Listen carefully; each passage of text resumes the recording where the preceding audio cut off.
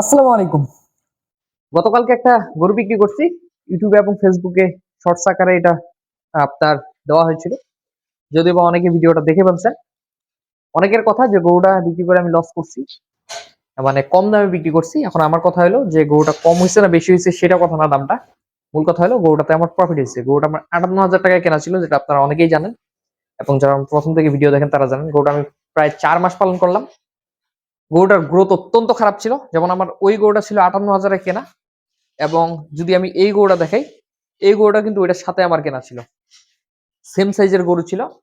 অথচ এইটার কিন্তু দেখেন গ্রোথ বা এটার সাইজটা ওটার থেকে মিনিমাম ২০ কেজি মাংস বেশি হবে, এমনকি তার থেকে বেশি হতে পারে। ২০ কেজি একবার ধরা, অথচ গরু একসাথে কেনা।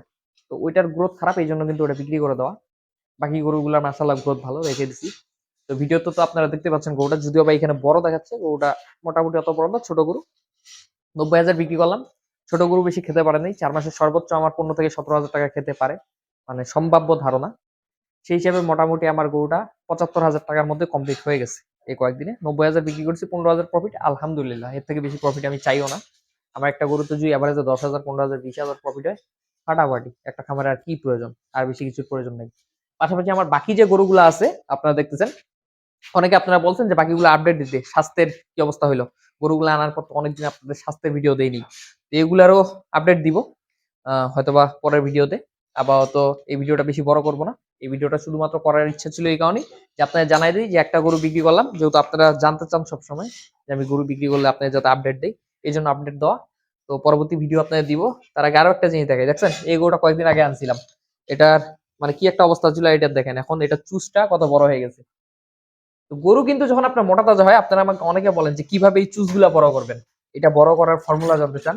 আসলে এটা বড় করার কোনো ফর্মুলা না, এটা চিপতে হয় না, টানতে হয় না, ঝুলতে হয় না। এটা নিয়ে যখন আপনারা গরু মোটা তাজা করবেন, শরীরে যখন মাংস লাগবে, এই যে এরকম যখন মাংস হবে দেখেন, মাংস দেখছেন, আপনার খুদ খাওয়া গরু এভাবে টিপবেন, আঙুল ঢুকবে,